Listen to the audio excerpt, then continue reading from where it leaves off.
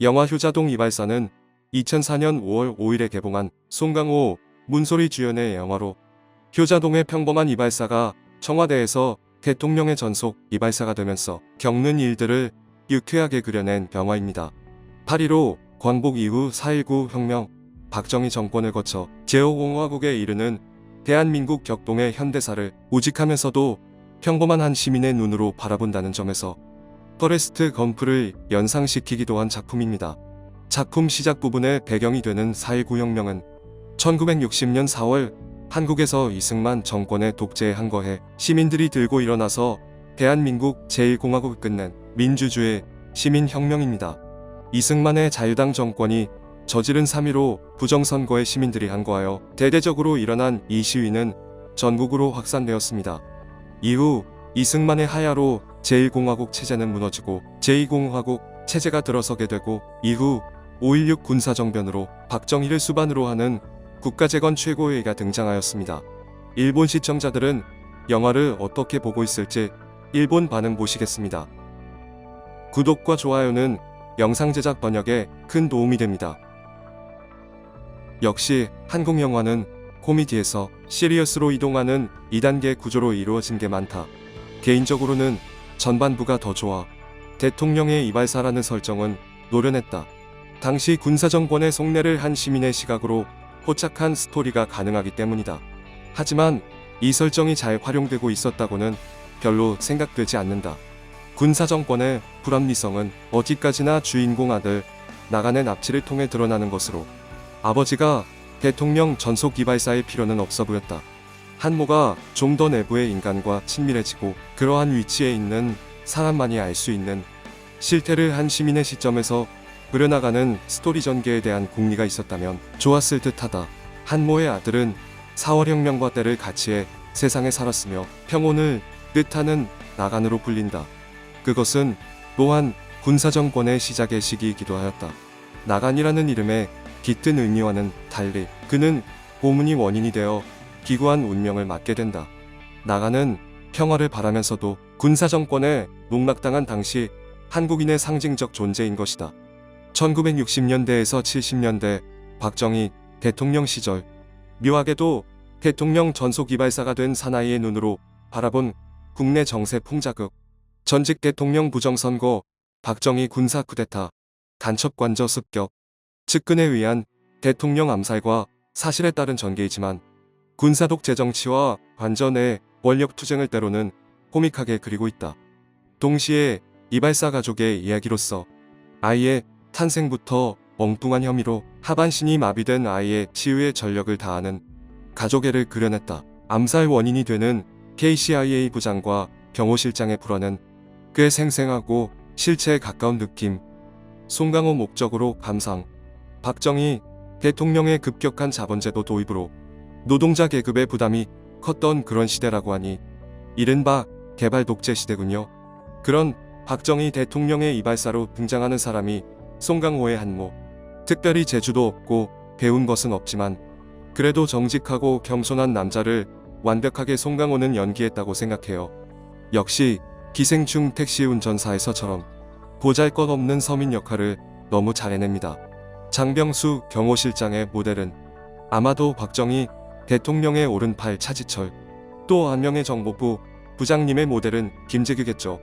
후반에 이 두 사람이 몸싸움을 벌였고 정보부 부장이 권총을 요구하는 장면이 있어 그 뒤에 대통령과 장혁수 경호실장이 사망하는데 이는 바로 1979년 박정희 암살 사건인가 했습니다.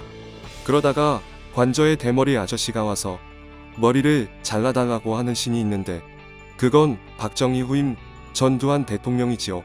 이와 같이 대통령 3대에도 걸친 역사를 그린 영화입니다. 아울러 택시 운전사와 1987도 함께 보면 이 영화가 주는 여운도 상당히 늘어날 거라고 생각해서 추천합니다. 한국의 이 독재 정권 시대를 주제로 한 영화는 실패가 없이 재미있습니다. 철저하게 코미컬 그러면서도 당시의 답답한 분위기도 느껴지는 재밌는 영화였습니다. 어느 시대든 권력자는 얼마나 거만한지 송강호 씨가 나오는 영화는 꽝이 없는 것 같아요. 정기적으로 송강호가 보고 싶은 명이 있다. 송강호가 연기했기 때문에 가능했고 그 없이는 안 되었을 거라고. 송강호의 출연 작품을 볼 때마다 같은 생각을 한다.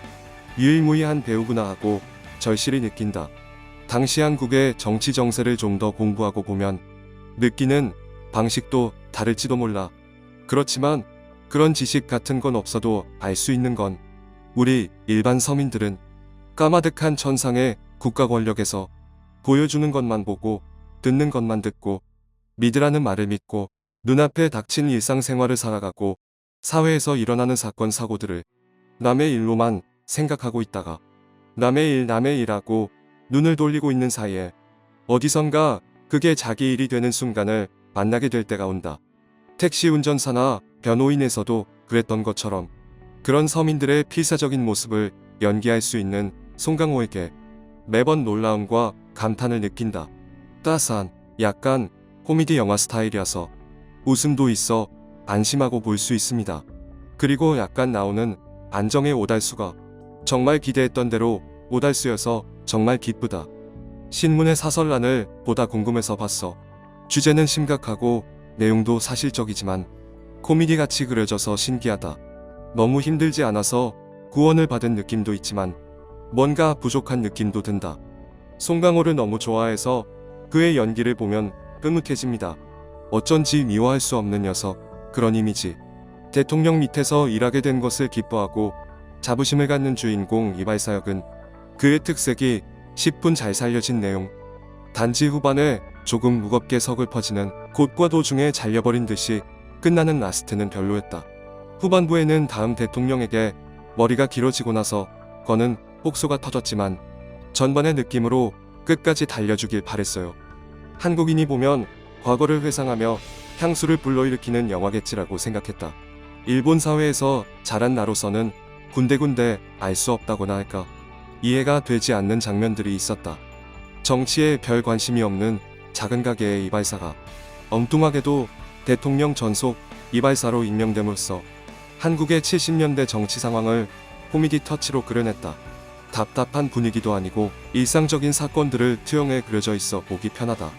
모델이 된 대통령은 저 박근혜의 아버지인 박정희라는 것이고 저 실은 아이가 사실은 박근혜를 가리키는 것일까라고 생각하며 희죽거렸다. 포스터에서는 어두워 보였지만 코미디 요소가 많았다. 블랙 코미디랄까. 피상적으로만 알 수 있었던 한국의 일들을 영화를 통해서 깊게 이해할 수 있는 것은 기쁘다. 반대로 일본에 대해 전할 수 있는 영화가 뭘까? 송강호가 나오면 후한 평가가 돼버리긴 하지만 매우 재미있었습니다. 코미디처럼 생각했는데 정치적 풍자를 넣으면서 아슬아슬한 장면도 많았다.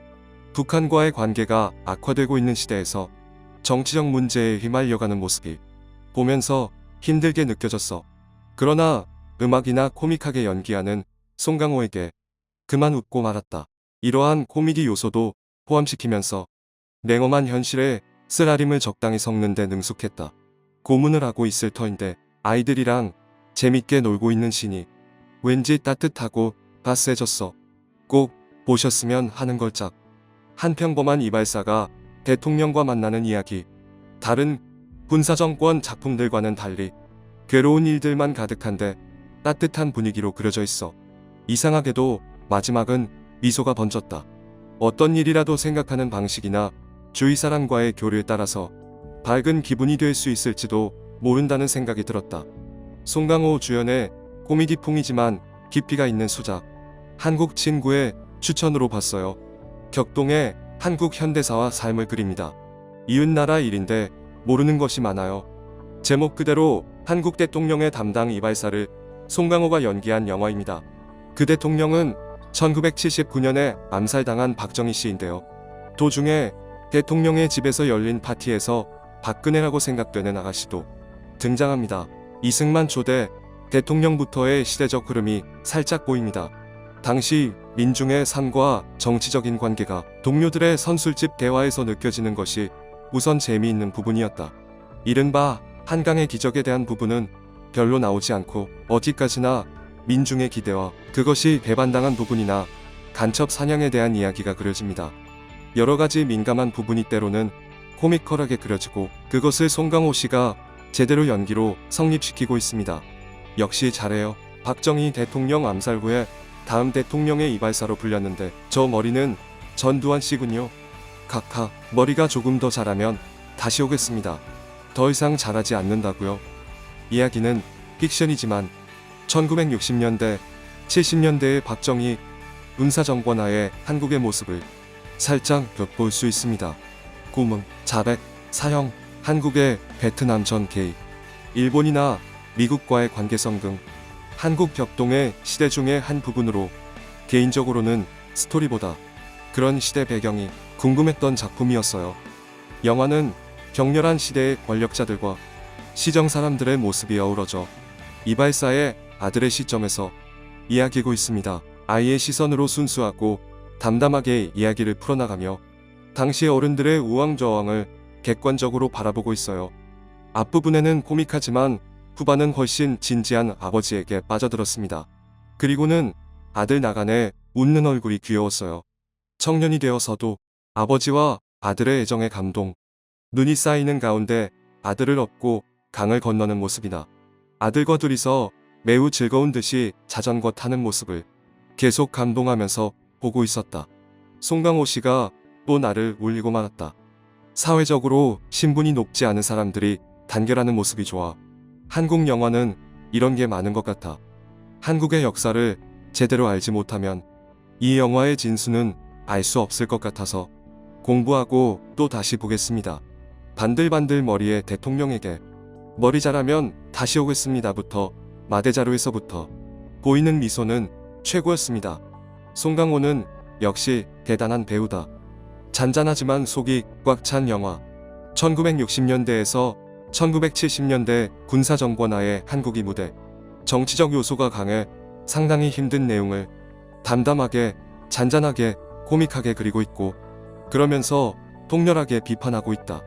평범하고 언제나 평정심을 유지하던 주인공이 감정을 폭발시키는 장면과 라스트 씬이 마냥 안타까워서 너무 좋았어. 한국의 역사를 좀 더 알고 싶어. 가장 소중한 것을 잃어버리지 않고 잘 간직할 수 있었다면 인생 그거면 됐어요. 한모가 각하의 무덤 앞에서 갈등하는 장면과 상처투성이가 되어 자루에서 얼굴을 내밀고 미소 짓는 장면.